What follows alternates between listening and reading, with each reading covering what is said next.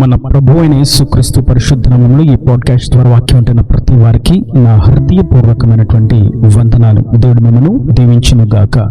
యెహెజ్కేలు గ్రంథము 24వ అధ్యాయము 15వ వచనం. మరియు యెహోవా వాక్కు నాకు ప్రత్యక్షమై ఇలాగు సెలవిచ్చెను, నరపుత్రుడా, నీ కన్నుల కింపైన దానిని నీ యొద్ద నుండి ఒక్క దెబ్బతో తీసివేయబోచున్నాను. నీవు అంగలార్చవద్దు, ఏడవవద్దు, కన్నీరు విడవవద్దు. మృతులకై విలాపము చేయక నిశ్శబ్దముగా నిట్టూర్పు విడువుము.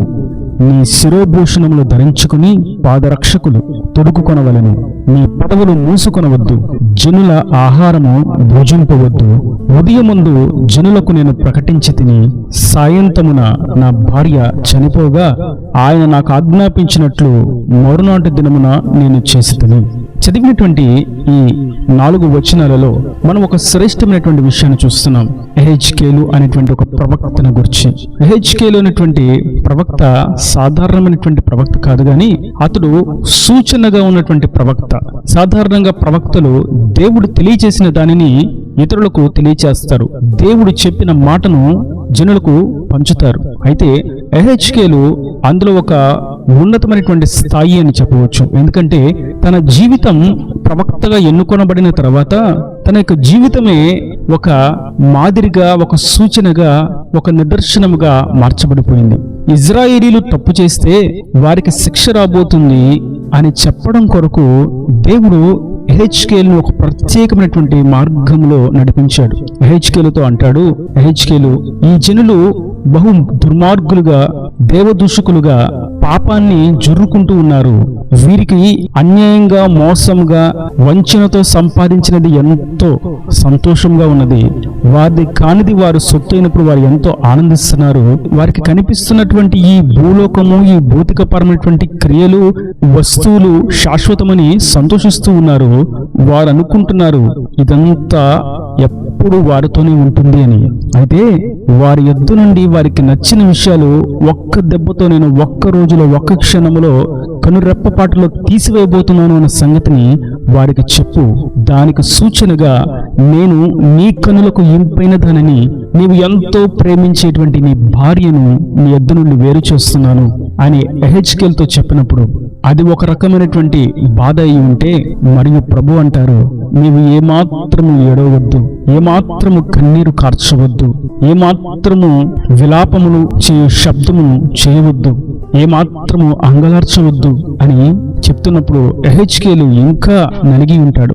నేటి వాక్యం ఉంటున్నటువంటి నా ప్రియ సహోదరులారా, యెహెజ్కేలు యొక్క జీవితంలో ఎన్నో అద్భుతమైనటువంటి విషయాలు ఉన్నప్పటికీ నేటి ఈ క్లుప్తమైనటువంటి సందేశముల ద్వారా ప్రభువు సెలవిస్తున్నటువంటి ఒక శ్రేష్టమైనటువంటి విషయం ఏదనగా, మన కనులకు ఇంపైన దానిని మన యొద్ద నుండి తీసివేసినప్పుడు దేవుడు మనకు చెప్పిన దానిని మనం చేయగలిగేటువంటి ఆత్మీయ స్థితిలో ఉన్నామా అని ప్రభు మనల్ని ప్రశ్నిస్తున్నారు. ఇంకా మాట్లాడితే ప్రభు కోరుకుంటుంది ఏది అనగా, మనము ఆ స్థితిలోకి రావాలి అని.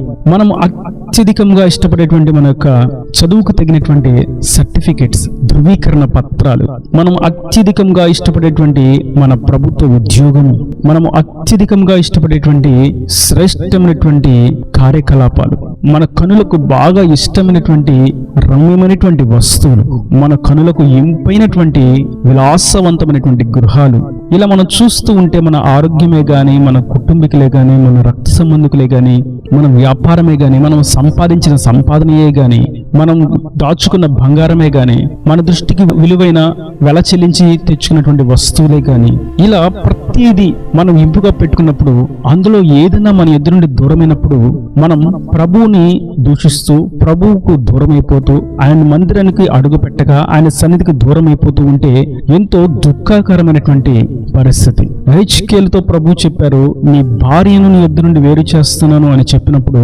మరుసటి దినమునకు యెహెజ్కేలు యొక్క భార్య మరణించింది. అయినప్పటికీ యెహెజ్కేలు దేవుడు చెప్పినటువంటి మాటను, ప్రవచనాన్ని జనులకు తెలియచేస్తున్నాడు. ఇజ్రాయేలు సర్వ సమాజమా, నేడు నా భార్య ఏ విధంగా నా ఇద్దరు నుండి దూరం అయిపోయిందో, నేను నా భార్యను ఎంతగా ప్రేమిస్తున్నాను, నేను నా భార్య కొరకు ఎంతగా త్యాగం కలిగి జీవిస్తున్నాను, నేను నా భార్యకు ఎంత ప్రేమను అందిస్తున్నాను, నా భార్య నా కన్నులకు ఎంత ఇంపుగా ఉన్నదో మీరందరూ ఎరిగే ఉన్నారు. అయితే నేడు నా భార్య నా యుద్ధ నుండి ఏ విధంగా తొలగిపోయిందో మీ కన్నులకు ఇంపైన దానిని ప్రభు మీ యుద్ధ నుండి ఈ విధముగానే క్షణములోనే కనురెప్పపాటులో తీసివేయబోతున్నాడు. ఆ సందర్భంలో మీ యొక్క పరిస్థితి ఏమిటి అని హెచ్కేలు ఇజ్రాయేలీలతో చెప్తూ ఉన్నాడు. నిజమే, నేటి వాక్యం వింటున్నటువంటి నా ప్రియ సహోదరులారా, ఇది మరణమును గూర్చినటువంటి విషయం కాదు, కానీ ఈ లోకము అనుకుంటూ ఉంది ఈ భూమి శాశ్వతము అని, ఈ ఆకాశము శాశ్వతము అని, ఈ సూర్య చంద్ర నక్షత్రములు శాశ్వతము అని, ఈ ఆరోగ్యము శాశ్వతము అని, ఇంకా ఈ టెక్నాలజీ సాంకేతిక పరిజ్ఞానము శాశ్వతము అని, ధనము శాశ్వతము అని, బంగారము శాశ్వతము అని, అధికారము శాశ్వతము అని, ఉద్యోగము ఆధిపత్యము శాశ్వతము అని, సంపాదన శాశ్వతము, గృహమును స్వాస్థ్యమును భూములు ఆస్తులు శాశ్వతము అని. అయితే వాక్యం సెలవిస్తుంది, మీ కనులకు ఇంపైనది ఒక్క దెబ్బలో తీయబడుతుంది. ఆ క్షణమున మీ యొక్క అతిశయాస్పదము ఏమవుతుంది? అందుకే పౌలు అంటాడు, ఈ భూమి మీద ఏది కూడా నేను ఇష్టంగా ఉంచుకోవట్లేదు, దీనిని బట్టి నేను అతిశయించట్లేదు, నా అతిశయాస్పదము ప్రభువే. ఈ లోకంలో ఏదైనా బాగా శ్రేష్టమైనది విలువైనది ఏదైనా ఉంది అంటే అది నా దృష్టికి విలువ లేనిదిగా ఉన్నది. నేను మనుషులను, వస్తువులను, జీవులను అతిశయాస్పదముగాను లేదా నాకు ఉపయోగకరంగాను నేను మలుచుకుంటే వాటితోనే నా యొక్క ముగింపు ఉంటుంది. అయితే నేను ప్రభువును బట్టి అతిశయిస్తున్నాను. నా అతిశయం ప్రభువును బట్టే. నేను చేసే సమస్త క్రియలు ఆయన ద్వారానే, ఆయన ఆత్మశక్తి చేతే, ఆయన కృప చేతనే అని చెప్తూ ఈ లోకమంతా విసర్జింపబడినటువంటి, ఎన్నికలైనటువంటి, తృణీకరింపబడినటువంటి పెంటవలే నా కనులకు ఉన్నది, నా దృష్టికి ఉన్నది అని పౌలు చెప్తున్నాడు. అవును, మన కనులకు ఇంపైనది మనము సంపాదించుకోవాలి అని అన్నప్పుడు ఆ కనులకు ఇంపైనది కేవలం ఆయన స్వరూప దర్శనము, ఆయన నిత్య రాజ్యము, ఆయనతో ఉండేటువంటి శాశ్వతమైనటువంటి బంధమే తప్ప మరొకటి కాకూడదు. ఒకవేళ అట్లు కాదు అని లోకంలో ఉన్న వాటిని ఇంపుగా ఎంచితే అది ఒకానొక రోజు దూరం కావలసి వస్తుంది. అది దూరమైనప్పుడు ఇజ్రాయేలీల వలె దుఃఖించవలసి వస్తుంది. నేడు మన లోకంలో చూస్తూ ఉంటే అతి విలాసవంతమైనటువంటి సుఖభోగాలతో కూడినటువంటి ఈవులు, సౌకర్యాలు, గృహాలు, కట్టడాలు, ఇలా ఎన్నెన్నో. అయితే అవి మన కనులకు ఇంపుగా ఉండకూడదు. అవి కనులకు ఇంపుగా ఎంచబడి మనము దేవునికి దూరము కాకూడదు. ఇజ్రాయేలీలు అదే విధంగా దేవునిని విడిచిపెట్టి లోకమును వారి కనులెదుట ఉంచుకొని అవి ఇంపైనవిగా ఎంపిక చేసుకొని వాటిని అనుసరిస్తూ ఉన్నారు. చివరకు వాటిని వారు కోల్పోయారు. హెచ్కేలు తనకు ఇంపుగా ఉన్నప్పటికీ దేవుని కొరకు దానిని కోల్పోయాడు. కాబట్టి దేవుని కొరకు స్థిరమైన, అభిషేకించబడిన సరైనటువంటి భక్తుడిగా నిలబడగలిగాడు. నేడు మనము సైతం మన కనులకు నచ్చింది ఏదైనాను మన యుద్ధ నుండి దూరమైనప్పుడు దానిని గురించి దుఃఖించగా దేవుని ప్రణాళికలో మనం ఉన్నాము అన్న సంగతిని గుర్తించి ఆయన యందు మనము సంతోషించినట్లయితే మనము కోల్పోయిన దాని అంతటి కంటే కూడా రెట్టింపు ఆశీర్వాదాన్ని ప్రభు మనకు అనుగ్రహిస్తాడు. మరియు పౌలు అంటాడు, సిలువ వేయబడినట్లుగా క్రీస్తు యేసు కనులెదుట ఉంచుకుంటే ఆ సిలువ దర్శనము చేత మనం ముందుకు సాగగలము అని. అట్లు ఆ విధంగా సిలువ వేయబడినట్లుగా క్రీస్తు యేసు మీ కనులెదుట ప్రత్యక్షం కావట్లేదా? అది మీ కనులెదుట ఉన్నట్లయితే, మీ కనులకు అది ఇంపుగా ఉన్నట్లయితే మీరు కోల్పోయిన వాటన్నిటికంటే కూడా రెట్టింపు దీవెనను, రెట్టింపు ఆశీర్వాదాన్ని దేవుని ఎదురు మీరు పొందుకొనగలుగుతారు. ఒకవేళ ఆ సిలువ దర్శనం మీకు ఇంపుగా లేనట్లయితే మీకు ఏదైతే ఇంపుగా ఉన్నదో అది మీ ఎదురు నుండి ఒకానొక రోజు దూరం కావాల్సి వస్తుంది. నేటి వాక్యం ఇచ్చినటువంటి నా ప్రియ సహోదరులారా, మన కనులకు ఇంపుగా ఉండేది ప్రభు యొక్క సిలువ దర్శనము, ఆయన యొక్క మరణ పునరుద్ధానము.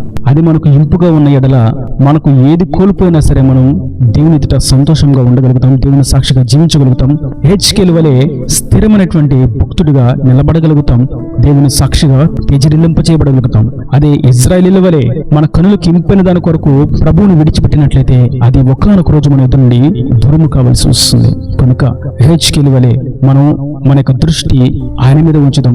ఆయన మనకు ఇంపైన వాడుగా ఎంపిక చేసి ఎంచి లోకమంతటిని విడిచిపెట్టి ఆయన ఆజ్ఞల వెంబడి మనం పరుగెడదాం. దేవుని చేత దీవెనలను పొందుకుందాం.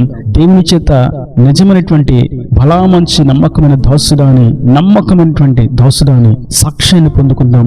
ఆయన చేత బహుమానములను పొందుకుందాం. నూతనమైనటువంటి నామకరణము చేత దేవుని చేత మెప్పును పొందుకుందాం. ఈయన దేవుని మాటలు ప్రతి వాని హృదయం అన్నిటి కట్టి ఫలింపు చేయనుగాక. ఆమేన్. God bless you. తలల వంచి కన్నులు మూసినట్లయితే మీకు కూర్చున్న ప్రార్థన. ప్రేమ స్వరూపీకరణ కటాక్షం నా తండ్రి, నా ప్రభు, ఈ వాక్యం ప్రతి వారిని మేము ఎండలుగా దీవించండి, ఆశీర్వదించండి. హెచ్కేలు ఏ విధంగా తన భార్యను కోల్పోయినప్పటికీ నీ మీద స్థిర విశ్వాసంతో నీకు చిత్తం కొరకు నీవు నిలబెట్టిన స్థాయిలో నిలబడి నీవు చెప్పిన మాటలను ఏ విధంగా వచించాడు, నమ్మకమైనటువంటి సాక్షిని ఏ విధంగా నిలబడ్డాడు, అట్టి విధంగా మేము నిలబడాలని మీరు కోరుకుని మాకు తెలియజేసిన నీ అమూల్యమైన వాక్కును బట్టి నీకు స్తోత్రం. వాక్యం ప్రతి వారు ఇశ్రాయేలుల వలె ఈ లోకము ఎంపిక చేయక నీ శిలువ దర్శనమును ఎంపిక చేసుకొని ముందుకు సాగునట్లుగా సహాయం చేయండి. వారిని నిండాలుగా దీవించి స్థిరమైనటువంటి భక్తులు స్థిరపరిచి నీ రాకడ రాజ్యం సిద్ధపరచమని, ఇక్కడ వారి ప్రతి అవసరతను కరుణ మహిమలు తీర్చమని యేసు పరిశుద్ధ నామమున ప్రార్థించి వేడుకుంటున్నాను తండ్రి. ఆమేన్, ఆమేన్.